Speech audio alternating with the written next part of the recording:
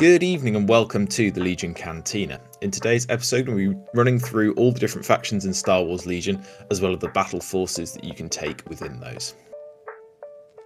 So, all the different factions in Star Wars Legion. There are 5 in total. There's Republic, Empire, Rebels, Separatists, and Shadow Collective.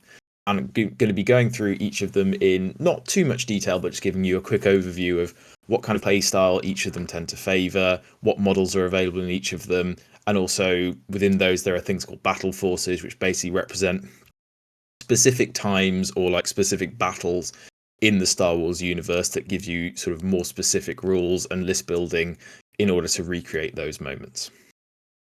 But first things first, we're going to run through the different dice that I'm going to be talking about today in the video. I think given that this video is kind of aimed at maybe newer players, just giving a quick overview of the different dice I will be mentioning kind of offhand throughout this video would probably be quite helpful. So 2 dice types in Star Wars Legion. There are the attack dice and the defense dice.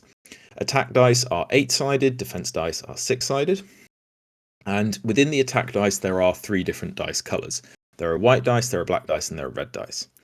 In general, in Star Wars Legion, the white dice are the worst dice, black dice are the middle ones, and then red dice are the best ones. In terms of the attack dice, what I mean by the best is that they would have the most sides kind of filled in. So, for instance, a white attack dice would have one which represents a hit, one side which represents a crit, and then one side which has this surge symbol on it.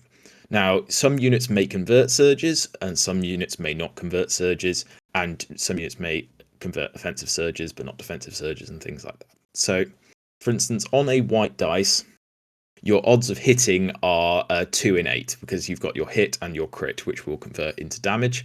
If you convert surges, your odds of hitting would be 3 in 8.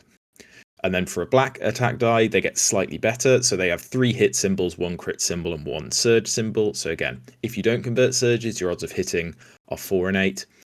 And if you do convert surges, your odds of hitting are 5 in 8. And finally, for red attack dice, you have 5 which are filled in with the hit symbol, 1 side which represents a crit, and then 1 side which represents a surge. So your chances of hitting normally are 6 in 8, and if you convert surges, your chance of hitting are 7 in 8. So a really good chance, basically. And generally, units that are throwing red attack dice will be the best ones, and then units that are throwing white attack dice are the worst ones. Similar story with white defense die. So if you don't convert surges, white dice only have a 1 in 6 chance in blocking, so we sometimes call it as like t-shirt saves, like it is super unlikely. If you convert surges, it's 2 in 6, so that's not so bad, but yeah, it's still not great. And then for a red dice, if you don't convert surges, you have a 3 in 6 chance, so 50-50, and then if you do convert surges, it is 4 in 6, because obviously you've got that surge symbol in there as well. So yeah, that's just going to give you a quick overview, because for some factions I will be mentioning that, they throw lots of red defense die, for instance, and in general that means they're pretty tough and they're quite survivable, whereas units that throw white defense die are significantly less survivable. But yeah, without further ado, let's get into the different factions. So first and foremost, we're going to be looking at Republic. Basically what I'm going to do is I'm just going to give them rankings in 4 key areas, talk about their key units and any battle forces that are available to them as well. Don't worry, I will do like the battle forces in more detail sort of further on into the video. So for Republic, their offense is pretty good. They have some solid damaging units. So Anakin, for instance, is very good at dealing out damage. ARC troopers are also very good at dealing out damage. They're kind of a mid-range to sort of melee unit that can hit really hard, but is obviously quite telegraphed in terms of what you're going to do. They also have access to some other heroes as well, so Ahsoka, Obi-Wan, Yoda. I'm gonna try and reel off as many as I can. They have Rex as well, but yeah, I will forget some in there as well. But yeah, their offense is generally pretty good. They deal a bit of damage, and they can deal it at a couple of different ranges as well. There are some units that are more specialized to dealing it kind of more up close and personal, but they do have units called like ARF troopers, for instance, that can deal damage at longer ranges, and they also have some vehicles that are good at dealing damage at long range as well. Their defense is very good. The Republic are essentially all rolling red saves, so this gives their units a really good chance of making those saves in comparison to some factions that will only be throwing the white saves. They also have quite good access to surge tokens, which means often they are going to be converting those surge rolls on those red defense die. So sometimes they're getting like a 4 in 6 chance of saving, which in comparison to some units that only throw the white saves means they are a lot more survivable. So they are a lot tougher. So if you want a faction that's kind of your units stand a better chance of surviving the game, I think Republic is definitely the way to go. And they do have some decent damage they can deal in there as well. Unfortunately, though, they do pay a premium in terms of their points cost to get hold of these units. So it does mean that your unit count in general for a Republic army will be quite low. Normally in a 1000 point list, you're looking around 11 to 12 units. Some factions can routinely get up to 13 units. Republic is generally on the lower side, so maybe about 10 or 9, which might not sound like a big deal, but when you are like relying on scoring objectives, having those extra couple of units can be a really big deal. There are also some Republic lists that go down as low as 6 activations, which is a bit more of a meme, but also low-key might be quite competitive. So yeah, if you're looking for a more elite faction that has some decent damage and some good defense, Republic is the way to go. And in terms of how competitive they are, I wouldn't say they're top tier. A list from the Republic did recently win Worlds, but there were no other Republic lists in the top 8. And I think it's definitely not a bad faction at all. And it does have some solid competitive lists, absolutely. But it's maybe not considered the most competitive faction right now. But yeah, definitely not a bad faction at all. In terms of the key units, the ones I've pulled out, I've kind of mentioned them already, are Anakin. Anakin's phenomenal in the game right now. He used to be even better. He's now toned down a little bit, but it's still very strong. He has some excellent damage, some great mobility, and some really nice command cards. So if you want a hero who's going to feel really powerful and can wipe out units, Anakin is the way to go. You can also have clone troopers. These are kind of your core option, so the one you're going to have to put in most of your armies. They're not super interesting, but they are pretty tough, and they do have some nice heavy weapon upgrades as well. And because they're a core unit, you have to take at least 3 of them in most of your armies. So yeah, it is a unit you're going to see a lot of, even if it's not the most exciting. And then the final string to Republic's bow is definitely the ARC troopers. Again, similar to Anakin, they used to be even better than they are now. They're still really good. And they are a tough unit that can deal lots of damage up close and personal, and they're going to be hard for your opponent to shift as well. So if you are able to squeeze some ARC troopers into your lists, they're nearly always going to improve it. So yeah, definitely a good inclusion. In terms of the battle forces that are available to you, there are 2 options currently in Republic. There is the 501st and the Wookie Defenders, and we'll go into more detail with those now. So first and foremost, the 501st Legion, I've got an example list over here on the right hand side. Don't feel you have to necessarily build your lists around these, but this is a solid 501st list for me. And if I saw this across the table, I would be like, yeah, that is a pretty scary list to deal with. So essentially 501st, as you can probably guess from the theme, is kind of the Anakin, Rex and Ahsoka show.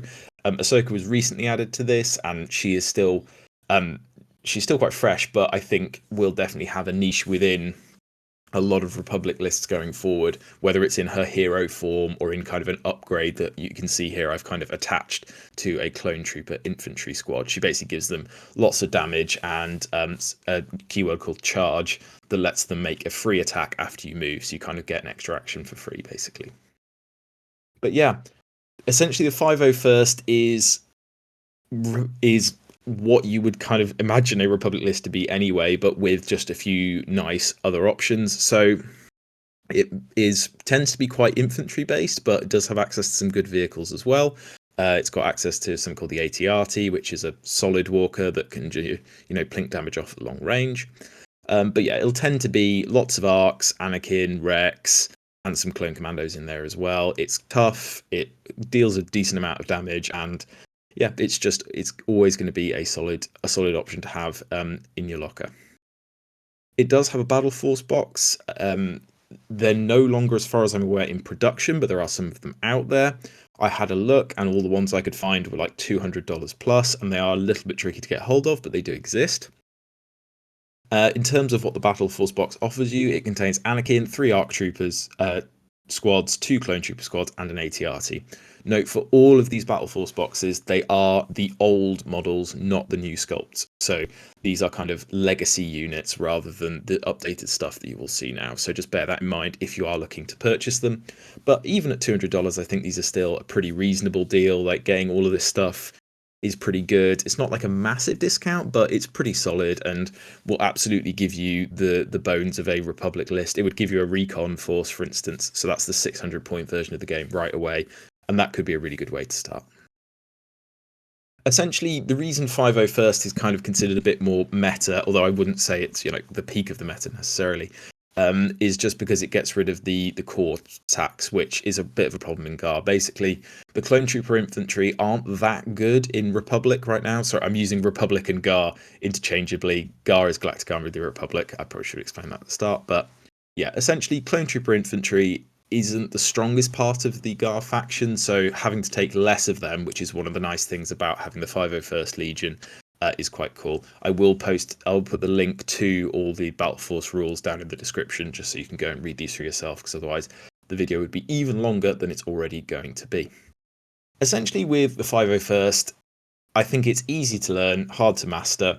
I think it's the kind of list that you could use fairly early on in your like journey with Legion, and use it to get like a bit of a reasonable grasp of how the game kind of works, because with all those red saves and with kind of those tougher units, it is going to mean that maybe they hang on a bit longer than they might with, I don't know, a rebel list, for instance, which can kind of like crumple in the wind sometimes. So yeah, but in order to make it work well competitively, you do need to be quite experienced, and it will be a little bit tricky to kind of hit those upper echelons at tournaments if that's what you're looking to do right away. But definitely a really solid list, and regularly we'll be going like, you know, 2-1 at a tournament, for instance. Like, absolutely a scary list to come up against. Unfortunately, the other end of the spectrum is the Wookiee Defenders. I love the theme of this, and I think it's really cool. You basically get, you can take Wookiees in the Republic faction, but this basically incentivizes you to take more Wookiees in return for getting a couple of special rules. Now, one thing to note about Wookiees at the moment, they are one of the least competitive units in the game. So this is going to be, if you are worried about winning, this is going to be a bit of an uphill battle. And there will be moments where you're like, what on earth am I doing? Like, I literally can't win a game with this. But it does have some upsides. It is quite a fun list. And I think, touch wood, there will be some changes to Wookiees fairly soon to kind of update them a bit, because they are showing their age a bit. Essentially, it's kind of Kashyyyk defenders, if you imagine it like that. So you get Yoda and Chewie, who have some fun synergy. Yoda can hop on Chewie's back and like zip across the battlefield, which is always quite fun. Again, not super competitive, but always fun to do. And yeah, can kind of get Yoda up close and personal a bit quicker than your opponent might expect. Wookiees are kind of tough, but also they only roll white defense die. So in your faction Republic, who roll mostly red defense die, it is really noticeable that those Wookiees who sometimes don't even get surges on their white defense die, and so it is literally just t-shirt saves, and they can kind of melt very quickly, even though they do have 3 wounds each rather than just the normal 1 that a normal infantry would get. The other downside to this battle force is it doesn't have a battle force box. Wookiees are also expensive currently.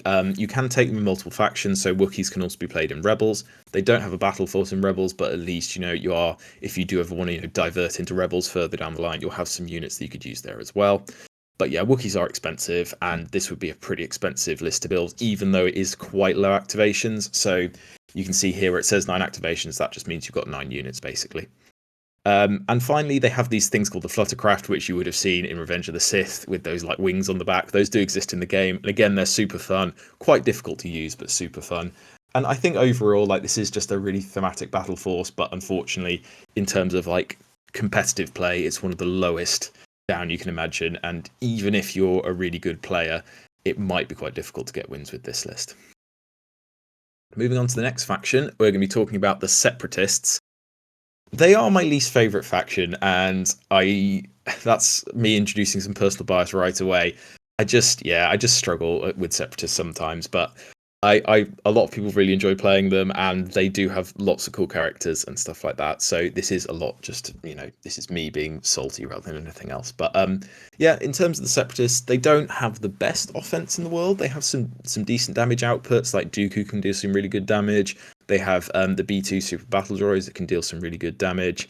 They have a number of heroes, so they get access to Maul, Ventress, Grievous, a bunch of bounty hunters like Bosk, Cad Bane, and I'm forgetting some others, but yeah, that's the ones I can think of off the top of my head. But yeah, they don't have, in comparison to the big hitters in terms of damage, which I'd say are probably Republic and Rebels, they probably don't hit as hard.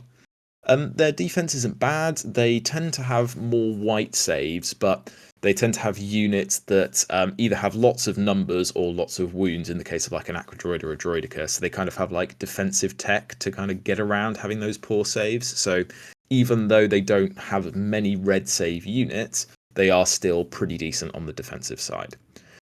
Their unit count's also quite good. They have access to B1s, which are very cheap and help to kind of push your activation count up a bit. But in general, you can kind of get a Separatist list to 11 to 12 activations or units. Activations and units mean the same thing. And yeah, that's still pretty decent. And they don't perhaps pay the premium that Republic do in order to get access to kind of the quality of units that Republic have. In terms of their competitive standing, they're currently, I'd say, very strong. I think there's an ongoing argument between Separatists and Rebels as to which is the best. Basically, Separatists, I'd say, have been like the second best faction in Legion for ages, and they're really consistently nearly the best. And sometimes they are the best for a bit, and then they get pushed back down, but they're always a really solid bet, and currently they have some really decent units as well, which helps. So in terms of their key units, you're going to see in a lot of Separatist lists is Dooku. Dooku's great. He can run a section of the battlefield by himself if you want him to. He's got a good saber, and he's got some nice counters to other Force users. He can basically guarantee some damage against Force users, which is always really nice. He also has some good command cards, and he has access to things like Force Lightning, lots of different Force powers as well. So he has a bit of a box of tricks, even though he is a bit expensive. But he's pretty tough, and you will get some good use out of him. And he's able to, support your army as well with some giving out orders and things like that. The bane of my existence currently are flipping Aqua Droids, which I really don't enjoy playing into, but then I am a Rebel player, and they're just really tough, really good at playing objectives. They really suit the current version of the game. They got lots of wounds, they got a bit of armor. They're just a really tough unit that can kind of just sit on an objective, deal out a bit of damage, and are really solid. Similar for Droidekas, the Aquas and Droidekas do similar things, although for some reason I find Droidekas slightly less annoying. But Droidekas also really strong. They're just a very competitively costed unit that is going to anchor a portion of the battlefield really nicely for you. And with their shields, they're really good at resisting range damage as well. They can basically take off 4 damage for free using their shields. In terms of the battle forces available to you, there's the Invasion Force and the Experimental Droids. To go through Invasion Force first, this is essentially very similar to the normal rules for the Separatist, except you have to take more B1 battle droids, and that's kind of this idea of hoarding out. And I think I can't remember how many B1s it was, somebody did a backbret with it, but I think it's 200 plus or 100 plus or something. You can reach a stupidly large number of B1 battle droids if you really want to, and while that's not super competitive, it is definitely pretty funny. And if you're prepared to paint that many B1s and put it on the table, more power to you, because that would be a pretty impressive spectacle. But yeah, you still have access to lots of hero options. You get Dooku, you get Maul, you get Grievous. You're not losing out on a whole lot. It's just you maybe don't get some of the best units, like for instance the Aqua Droids, that kind of other Separatist lists will be able to take advantage of. Yeah, so as a result, not super meta, but definitely a fun theme, and it's not a bad list either. And I think, again, if you were to imagine it a tournament, probably going 2 wins, 1 loss, or 1 win, 2 losses, kind of in that middle ground, and I think that's absolutely fine. There is a box set for this, which is quite nice. You get General Grievous, 4 B1s, 2 Droidekas, a Magna Guard, and an AAT, which is a big tank that can shoot at long range, has got some red saves and lots of armor, so it is definitely a pretty good value box set. And if you can find it for, $150 up to kind of $200, I'd say it's a pretty reasonable deal if you're looking for those units anyway. Should be worth noting, you're going to take most of those units in a typical Separatist force anyway, so even if you're not planning to use it for Invasion Force, if you can find a box set for that, it's definitely still a decent pickup. And yeah, just not that unique as a theme, but if you have a load of B1s, or you've got, a mate who can lend you some B1s and you just want to see how it looks, absolutely go for it, and I think you won't have many regrets. Experimental droids. Yikes. I don't quite understand how this hasn't become the kind of like meta-crushing, soul-destroying list that I always find it to be when I play against it. Like, whenever I tend to play quite good players who play this, to be fair, but it just basically, experimental droids is kind of normal separatist rules, but like everything's just like turned up to 11. You get some extra buffs, you get some cool rules, and those things are just enough to put it over to the edge where you're like, crikey, this is a difficult list to deal with. And over here on the right hand side is kind of my nightmare in terms of a list to run into. So you've got Kalani, who's kind of a backmarker unit who can buff up your army and give you out some really nice buffs. Then you've got a couple of B1s to like pad your order, your sort of number of units, your activation count. Then you've got B2s who tough, hit pretty hard, great anchor unit in the middle of the board. Some BX droid commandos who can deal damage up close. They can also, if you take, like, they can have a sniper option, they can deal damage at long range. 3 droidicas, which you're going to see in a lot of separatist lists because they're just really solid and really efficient.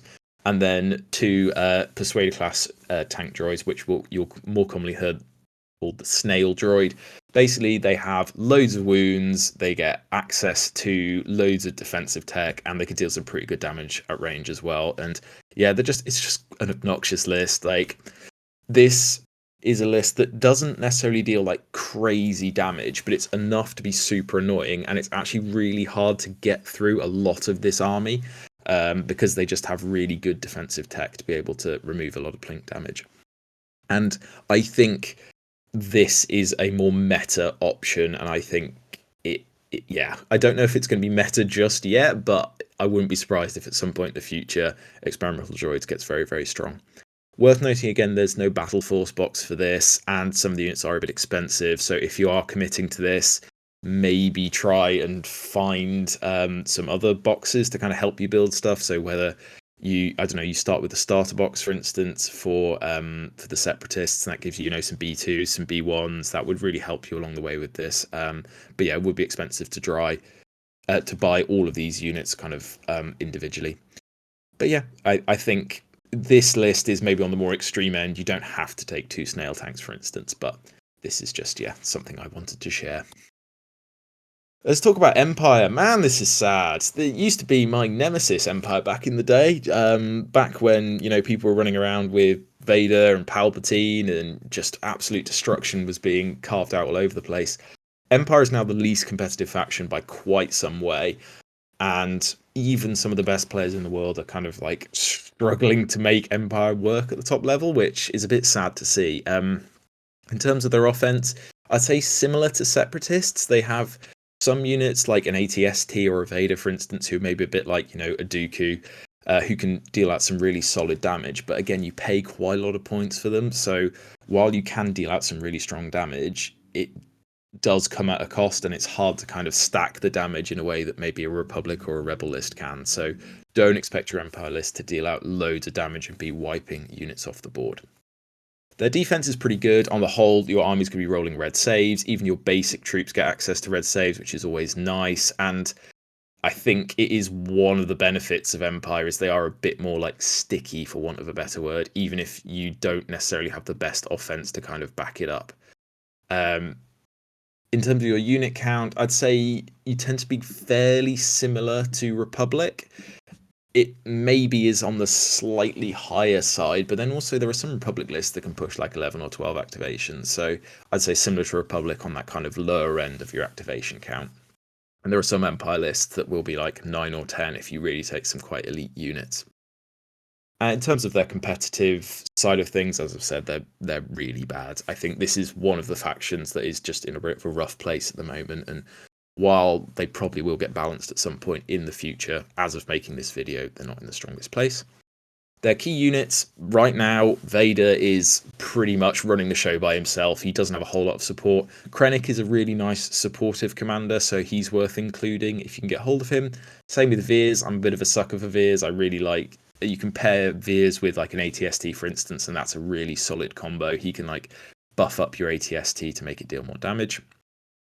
Your core options are stormtroopers or snowtroopers, basically, the along with the shore troopers that you see in Rogue One. Again, they all roll red saves, so they're all pretty tough, but they don't have the most damage in the world, so they might be relegated to kind of back markers and things like that. You get dewbacks, you can get speeder bikes, you can get an ATST, you can get the occupier tank, or a gav tank, I think as people call it. So you do have quite a broad variety of options, and an ATST is always pretty scary to face off against. It can throw out some really decent damage if you can get like some support, some aim tokens on it, for instance. Also, you get access to some mercenaries. So, for instance, one of the more competitive ones is Din Djarin, the Mandalorian, who's being run in more competitive Empire lists right now. You can also get Bosk, the IG units, the kind of, the robots that you see in the Mandalorian. And in terms of battle forces, you get 3 options, which is nice. You get the Imperial Remnant, you get Blizzard Force, and you get Tempest Force. And again, I'm going to run through those now. Imperial Remnant is just a bit of a mess. It's a whole random collection of things, and that's the whole point of it. Basically, you have to take one of each of your kind of like core options. So you have to take a shore trooper, you have to take a stormtrooper, you have to take a death trooper, you have to take a scout trooper before you can then start taking any more of the other options as well. So it's kind of like it's just a random collection of stuff as would be represented in the Imperial Remnant. And then you can take speeder bikes, and you can also take the dark troopers that in the previous edition of the game were one of the scariest things you could see on the other side of the board. They were such a pain to deal with. They were so tanky. They're a bit less tanky now, and they're not quite as meta. As a result, the stuff that is like around dark troopers, like this list and Moff Gideon, for instance, are just a bit less scary. But yeah, this is Gideon, and Gideon's okay. He's a bit expensive, and he's not like super meta, but I quite like the theme of this in that it's quite unique. It's a real like mess of different troopers, and it would really look like that on the board. So if you do have, a few different random troops and you want to stick them all together, chances are it'll probably work in Imperial Remnant. And if you want to, do Gideon and the Dark Troopers, this is as good a environment to put them in as any. So could be pretty fun. Again, unfortunately, no box set for this one, which is a bit disappointing and does mean that buying all this stuff would be pretty expensive. You might be able to get, some stormtroopers or a speeder bike in a different box set maybe, but yeah, not ideal. So just do bear that in mind if you are planning to run the Imperial Remnant. Blizzard Force. So this is Hoth, and this is Vader and Veers, and some decent command cards to help buff things up as a reward for taking your like Hoth options only. So your core options are the snowtroopers, or you can take something called the heavy response unit for the stormtroopers. Basically, they have 1 trooper less in the squad, but the bonus is you can take 2 heavy weapons, which makes them kind of more efficient as a shooting unit, although maybe a bit less survivable. But yeah, you can do some quite weird things with this and get some pretty decent damage output from maybe a fairly cheap unit. You also get speeder bikes, which zip around the board really quick and have some decent firepower. Some E-webs, which are like a fairly static gun, but again have some pretty good firepower. And then an ATST, which, as you would expect, big, hulking, very tough, and can deal out some really strong damage. It's, again, not super meta. This used to be an absolute terror back in the day when speeder bikes were more of a thing, but less scary now, and most Blizzard Force armies will look pretty similar, and yeah, it's fine. And fortunately for this one, there is a Battle Force box, which I have actually bought previously, and it's not a bad one. It's not the best one, but it's not a bad one at all. You get Vader, 3 snowtroopers, 2 bikes, and ATST, which is, again, they'd be significantly more expensive if you were to buy them separately, so not bad at all. And again, unfortunately, there are no meta options for Empire, really. It's not a meta army, but this isn't bad, and for some pickup games or for some thematic games, absolutely fine, and will be a good time for everyone involved. Final one is Tempest Force, and this is a even more niche one, I'd say, than perhaps either of the other two. This is basically to represent the armoured forces that were present on Endor at the time of Return of the Jedi. So you can take up to 3 ATSTs, so normally you can only take a maximum of 2. In this one, you can take 3. And one of them is a unique one called Major Marquand, who kind of buffs up other ATSTs and gives them more firepower and things like that. So it's a fun list if you like armor. Getting hold of 3 ATSTs could be a bit expensive, but if that's what you want to do, absolutely go for it. It doesn't have a huge amount of variety. You have to take some scout troopers, you have to take some basic stormtroopers, and I've thrown in a speeder bike here as well. And basically, this army revolves around dealing out damage with your ATSTs, trying to camp on objectives, and hoping for the best, really, because Basically, this list is a sort of off-meta list, as it were. Like it's a bit of a niche pick, because essentially if they have anti-armor, you're pretty screwed. If they don't have anti-armor, you're probably going to win, and it's just whether or not people have been sensible in their list building or not. But it is a fun list if armor's your cup of tea. Not my personal cup of tea, but if it's your cup of tea, that's fine. And yeah, I think, again, if that's something you're interested in, it does offer something different, and that's what I really like about Battle Forces. It's the ones that offer something that wouldn't be possible or kind of even really worth attempting in the normal sort of faction. So yeah, I have a lot of time for this. No Battle Force box, so it is expensive, but yeah, it is what it is. And finally, the most fun and best faction in the game, and I'm not just saying that, well, no, I am just saying that because I play them, but yeah, it's the Rebels, and I hate to say a Rebel main because that makes me sound like I've been sweating out the reps with them, but yeah, I am primarily a Rebel player, and essentially with Rebels, you have cheap units that hit really hard but are very weak, so kind of glass cannon units essentially, and your offense is strong. You have the hardest hitting unit in the game, which is Sleeper Cell, and they can just deal so much damage. You have 6 guys in the squad, all with 2 black dice, which are converting surges each. So that basically means each of them has like a hit and a half on average. So like a squad normally hits for like 8 or 9 without any aims, which is just crazy. But they are pretty weak. Again, they're only rolling those white saves. So you do trade that damage output for some pretty bad defense, and if you misplay Rebels, if you leave them out in the open, or if you leave them too close to your opponent, they're just going to get blown off the board, and you won't be able to go with them. So there is some real highs and some real lows with Rebels, and you often have to live on that knife edge. One benefit is, though, because your units are fairly cheap, you can get pretty good unit count. Normally, my kind of more competitive Rebel lists are pushing 12 or 13 units for activations. Mean the same thing, and that's on the higher side, and that's pretty good. There are also, there's nothing wrong with the Rebel list going up to like 14 or even 15. You might trade off a bit of those, cooler, more powerful units, but it'd still be pretty functional.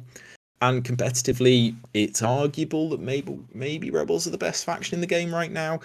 5 of the last 8 at Worlds were Rebel armies. None of them made it into the final, should be worth noting, but there are some very powerful units in Rebels, and definitely some stuff that I think will probably get nerfed in the near future. In terms of your key units, it's Luke Skywalker, who you can take as both a commander in kind of his like farm boy form, and then as an operative in his sort of final Jedi form. Both of them have some pretty nice uses. And I think Operative Luke, the final Jedi form, is one of my favourite units to use in the game. He's really powerful. He can like zip around between units, whack people with his saber, all that good stuff. Leia is a more supportive unit, as you might expect. She can hand out dodges to help keep your units alive, and she has some nice command cards to help keep your units alive as well. So she's a pretty strong inclusion. And then your core are normally going to be Rebel Troopers, which, as you'd guess, they throw white saves. They're pretty weak. They have some okay damage if you add like heavy weapons to them, but basically they're a bit plucky. They've got some good dodges, and they're probably not going to do that much, but they might annoy your opponent a bit and sort of drag some fire away from your more powerful units. In terms of the battle forces you have access to, there's 2. There's Echo-based defenders and Right Tree Village. So to go through Echo-based defenders first, this is the army that kind of defended Hoth. And it has some pretty nice character options. You can use Luke, you can use Han, you can use Leia, you can use Chewie, and hopefully we are getting Han and Luke on Tauntaun soon as well as some maybe custom like Rebel commanders in there as well. So some nice options. And then you have Rebel veterans, which are another core option. They're not the best core option, but they're okay, and they can deal a little bit of damage, and they might annoy your opponent a bit before getting blown up in one turn. They can also use the Mark II blaster, which is something that basically pairs with the Rebel veterans and is like a unit that sits off by itself and can fire off and deal a bit of damage. And then in this list, I've taken 3 lots of Tauntauns and an FD laser cannon. The Tauntauns just zip around the board. They're really quick, and they can they have a rule called Relentless that basically lets them make a free attack after they've done a move. And that just lets them fly around the board and have a really long threat range, so they can be super annoying for your opponent, but again, similar to other Rebel units, can be blown up if they are misplayed. Finally, the FD laser cannon just sits at the back. It literally can't move. I think it might be the only unit in the game that can't move, so you basically drop it down at the start of the game, and you hope that your opponent never gets close enough to it, to whack it in melee and blow it up. But yeah, very telegraphed to your opponent where it's going to be, but it can fire at really long range and annoy your opponent. Big advantages of this one is it has a battle force box, and it's not a bad one at all. You get access to Leia, Chewie, 4 veterans, 2 Tauntauns, and an FD laser cannon, so a pretty solid collection of things. I think you also get R2 in C3PO in there as well, who are rubbish in game, but are kind of fun, and yeah, definitely worth holding on to if you do get them in the battle force box. And again, if you can get this for like $150 up to $200, it's a pretty solid inclusion. Like 4 lots of veterans is going to get you a long way in building your armies, and even though they're not the strongest in game right now, that doesn't really matter. Just use them and you'll have a good time. Basically similar to the Empire version of this, you trade off a few sort of choices of units in return for some nice command cards, a few buffed up command cards and things, so you get a little bit of a bonus for playing a bit more thematically. And while this isn't super competitive, it will be really fun if you play a pickup game or anything like that, and people always appreciate, you know, a bit of theme with, especially if you do them with snow bases and things like that. It does look pretty cool and pretty reminiscent of the movie. Bright Tree Village. Again, this was really close to being pretty meta at the end of last edition, and then got absolutely clonked on the head towards the end. In this one, you basically have access to loads of different characters. It's the Rebels on Endor, as you might expect. So you can get Han, Leia, C-3PO, Logray, Wicket, and you can also get Chewbacca in the ATST, which is literally an ATST model with Chewbacca on top, and it is pretty strong. You don't get access to Luke, unfortunately, which is a bit sad. But yeah, you can use a mixture of Rebels and Ewoks. Ewoks are pretty rubbish on the whole. The Ewok slingers aren't bad, but yeah, it's not going to deal the most damage, but it will be fairly fun. And it kind of, there's lots of synergy with different command cards and different abilities, and they kind of buff each other up. So even though it's not the strongest list, it can have some fun moments and kind of maybe like BS your way for a few wins, if you want a better word. You will get quite high numbers, but probably not that high in terms of activations, if that makes sense. So you can see in some of these squads I've added, like the Ewok Slinger squad or the Ewok Skirmisher squad. Basically, that just puts more models into a unit. It doesn't give you an extra unit. It just means that like you would have like 4 extra Ewoks in the unit, for instance. So you can get some pretty big squads, but you tend not to have like that many units, if that makes sense. The real downside with this is that it is cripplingly expensive to collect.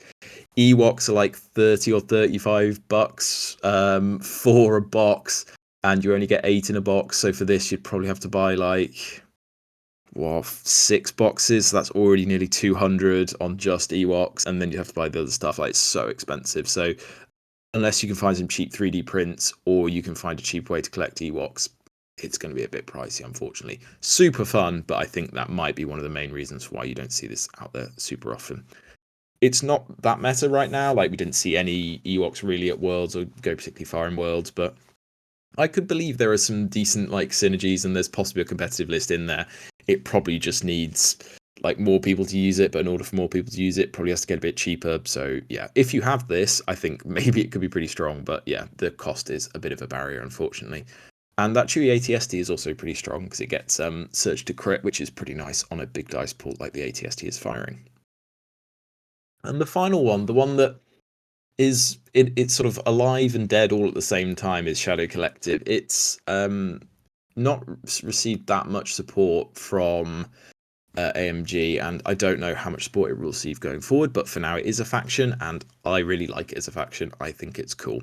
It's basically mercenaries, scoundrels, all this kind of stuff, and you can get access to a sort of different like scoundrel type units. So you can get Gar Saxon, you can get Maul in his like Shadow Collective form, so not in Phantom Menace, more as in like the Clone Wars type Maul.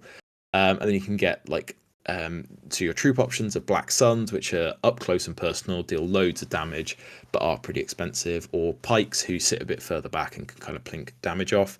You can get like lots of Mandalorians in there, you can get different bounty hunters, like lots of different scoundrels and stuff like that. In general, they're kind of just solid across the board, really. Their offense is not bad, but not amazing. Their defense is not bad, but not amazing. They tend to roll kind of red defense die on the whole, although some of the units, like their core units, might be rolling more white defense die. But yeah, you can get pretty good defense across the board. Your unit count isn't bad. You tend to be kind of maybe 10 or 11 activations, although it might be a bit less if you are taking more elite units, for instance, or bigger squads. But Yeah, not bad at all. And unfortunately, competitively, they are maybe a bit on the weaker end right now, but it's more just because their units haven't received the updates that other units have. So hopefully, if they do get a little bit more support, they might get that little bump up that they kind of need. But they're not terrible. They're just showing their age a little bit. And they used to be really strong. Back in last edition, there were some really decent Shadow Collective armies running around. But yeah, just haven't quite kept pace with the other ones, unfortunately.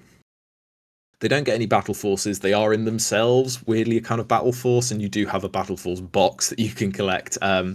So to get your collection started, which does give you a couple of core units and maul and things like that. So not the worst option in the world, but yeah, just a bit of an odd faction and like unclear how much support they're going to get into the future. So if that's your cup of tea, absolutely go for it. And there will be lots of stuff, even like secondhand if they stop production, that I'm sure you could build an army around. But yeah, just worth noting that they're not in kind of the 4 core factions, so may not receive the same level of support. Wow, we did it. We got through it. Thank you so much for watching. I hope this has all kind of made sense and given you a bit of a guide over like the different factions and kind of the introduction to the game. If there are other intro things that you think would be useful for me to go through, absolutely chuck them down in the comments below. More than happy to go through those. But yeah, thank you so much for watching. And there will be a couple of videos coming out next week talking about a tournament I'm going to be going to, so keep an eye out for those. And yeah, like, subscribe, etc. And I'll see you for the next one.